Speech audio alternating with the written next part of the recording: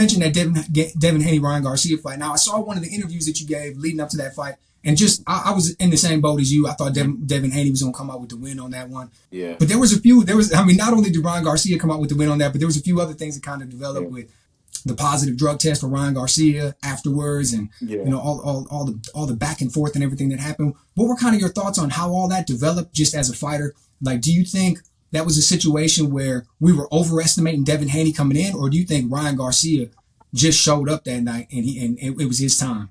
We would never get the chance to know unless they rematch on even playing fields. And still I think it's like, I don't want to say damage been done to Ryan Garcia, to Devin Haney, but I just think there's been a lot of stuff like that. It's a lot of emotional stuff, but I think he's still ready to go in there and prove himself against Ryan Garcia. I think he really got some even more to prove that Ryan's not on his level now.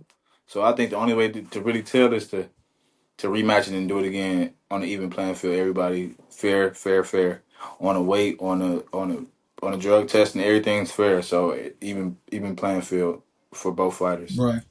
Now, if you were managing or advising Devin Haney, right now, that was the worst beating he'd ever took in his life. I'm not saying that it was career changing or anything like that, but nobody ever beat up a dude like that before.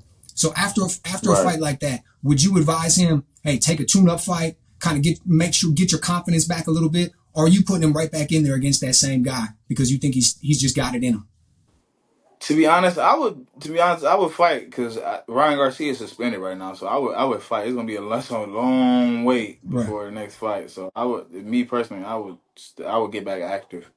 I wouldn't want to wait a year just to fight this again, same person. I'd get back active, get a fight under my belt, and then go straight into that. 'Cause I know sitting out for a year and then going to fight another fight just like that I don't think that's a good move.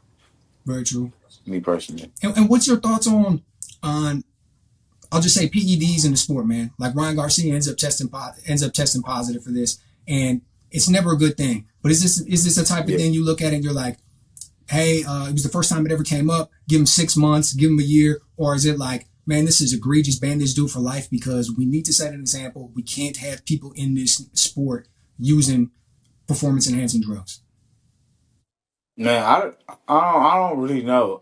I don't really know too much about it. All I know is that he popped up for PDs. I don't know how much, how long he been doing it.